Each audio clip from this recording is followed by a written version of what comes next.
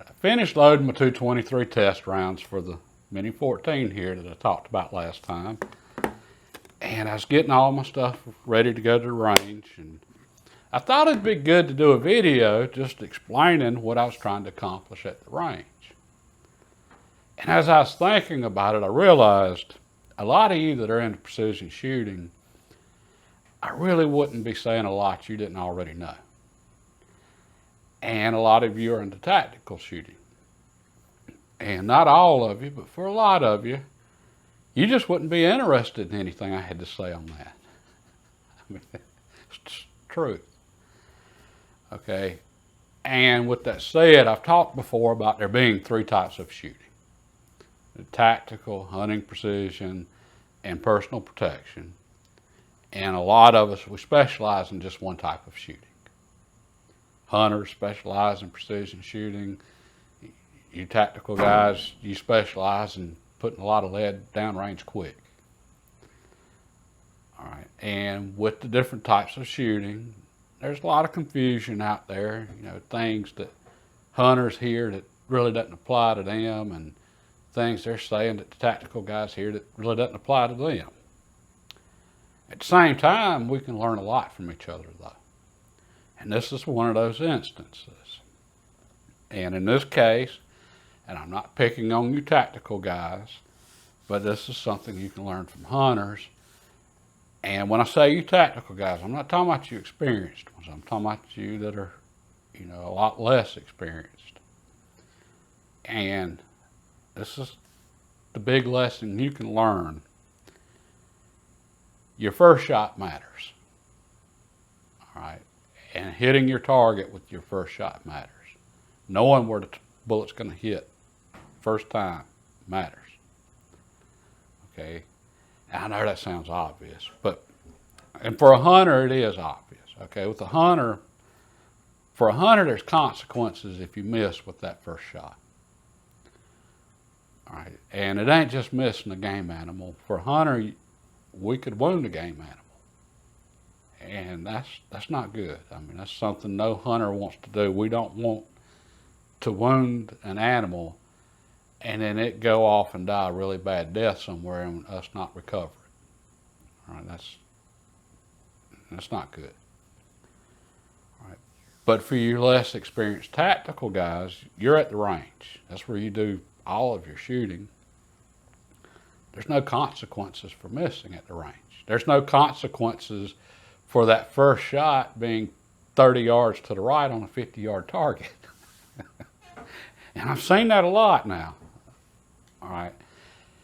And if you look at the different equipment, okay, a lot of you that are just getting into tactical shooting, you're bad about buying cheap stuff off of eBay.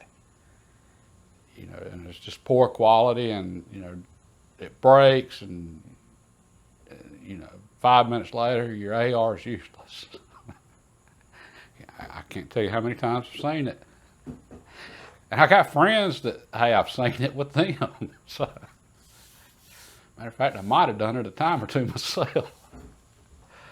With that said, though, this is important, you know, because if you ever had to use your AR in a defensive situation, there would be consequences, or could be, for not being able to hit your target, for not being able to make that first shot count. Because if in an emergency, there wouldn't be no, all right, this sight's broke, let me take this whatever sight off and put this one on, or, oh, let me flip up the iron sights that I've never used before and try them. All right. Again, for you experienced tactical guys, I'm not talking about you, and you experienced ones, you know exactly what I'm talking about with the less experience. Right. And I'm not making fun of anyone here. All right, I'm laughing with you, not at you. And again, I might have done it a time or two myself. With that said, though, we're on ammo. I was talking about ammo last week, and I'm trying to get a little ammo stockpiled because it's getting short quick, getting hard to find quick.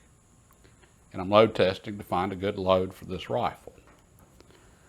All right, and that's the first thing there as far as ammo is, you're not looking for .223 ammo. You're not looking for 5.56 ammo. You're not looking for 9mm ammo. You're looking for ammo for your specific rifle. And you're looking for the specific ammo that you shoot in your rifle. You're not just trying to get whatever, 500 rounds of ammo A that's cheap, bulk, whatever, and then, 500 rounds of ammo C that, it's also cheap bulk, but it's entirely different. All right. You want the same ammo. You want consistency. All right. And then you need to know some things about the ammo, the stuff I was talking about that you probably wouldn't care that I was going to talk about as far as what I was after at the range. Well, when I go to the range this weekend and test my loads, I want to know what my velocity is for whatever load shoots well that I decide to go with. I want to know what the velocity of that load is out of this rifle. All right, because once I have the velocity and I know what bullet I'm shooting and I know the ballistic coefficient of that bullet, then I can calculate my maximum point blank range. All right, maximum point blank range, real quick, for those of you that don't know, it's how far can you shoot and hit a certain size target without having to hold over. All right, for this rifle right here, let's say I'm shooting a 55 grain full metal jacket. Let's say it comes in at 3,000 feet a second. Maximum point blank range for these particular bullets out of this particular rifle at 3,000 feet a second for a 6-inch circle would be 270 yards. All right, that means I would be able to put my scope dead center on a circle and hit that circle from my muzzle all the way out to 270 yards with no holdover. All right, so that's stuff, it's good to know that type of stuff. Very helpful, especially if you need to make that first shot count. All right, so that once I know that information, I know I'm good to 270 yards with my first shot as long as I'm not trying to shoot anything smaller than 6 inches. A lot of you have scopes that, they've got the dots that you hold up to increase your range, and you put the dot on the target. And there's a lot of different names for it, and then the scope manufacturers say that scope's calibrated for 223 or 308, so you don't have to dial the turrets and stuff. Well, yeah, it's calibrated for 223 or 308 or whatever, but you don't know what ammo they used. You don't know what rifle they used. You don't know what velocity they were getting. So just because that was calibrated for 223 or 308 doesn't mean, that it's going to be even remotely close for your rifle and your ammunition. All right, so you got to get out there in the field and shoot and see what your ammunition does. And if you change ammunition, and this is where I was getting into, ammo A and B and all that, when you change ammunition, your velocity changes, your point of impact changes. All right, so yeah, if you're just blasting away at targets at 5 yards, it's no big deal. But if all of a sudden you got to reach out there at 100, you need to know where your point of impact is. If all of a sudden you got to reach out at 200, all right, it's really getting critical then. And your rifle's capable of it, but are you capable of it? Do you know where your bullet's going to impact at? How many of you tactical guys, how many of you hunting guys know what the ballistic coefficient of your bullet is? All right, and it's not life or death that you know that, but it's just really good. And like I said, then you can calculate your maximum point blank range. It's really useful information.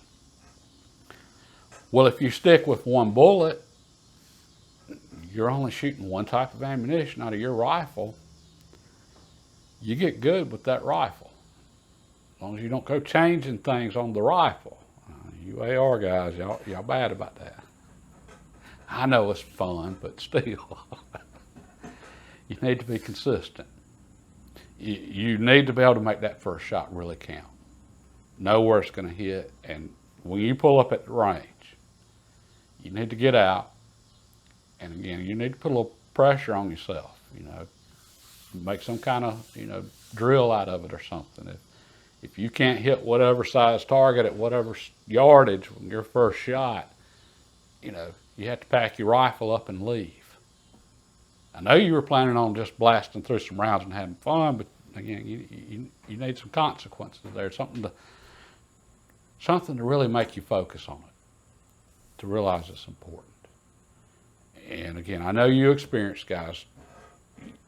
That's not an issue for you, but you know what I'm talking about. So I wanted to throw that out there real quick. Just, it's an important lesson. And I'm going to get to the range, get my testing done. I'm going to try to film that and get that posted. And once I collect my data, then I'll plug all of that in, get my numbers, go back to the range with this rifle here and demonstrate what I'm talking about. Actually put that in practice. And all of you need to put it in practice too. Think about some of this before you go to the range the next time, and try to get some information about your bullet that you're shooting. Like, figure out what your maximum point blank range is.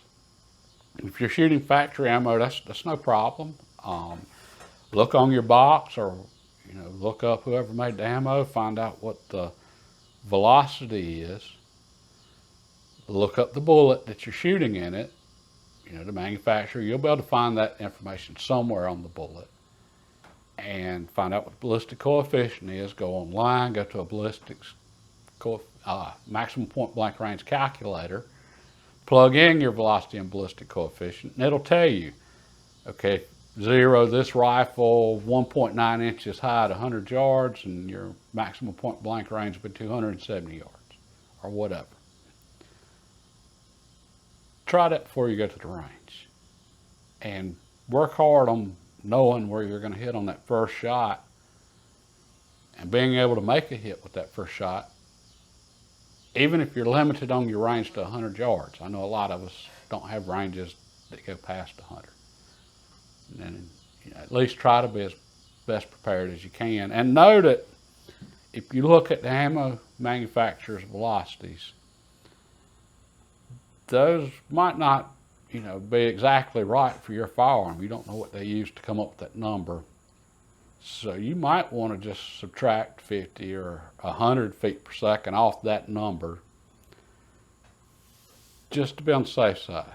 All right, that'll give you a shorter maximum point blank range, but you'll be more confident in it being correct. Anyway, we'll go through all that next week sometime, and we'll get more into the specifics on it. But, all right, I hope you found that interesting, at least helpful. If you did, hey, give the video a thumbs up. It helps out the channel. And if you want to see how this plays out at the range this coming weekend, hit the subscribe button and notification bell. And I think that covered it on what tactical guys can learn from hunters. God bless, and have a good day.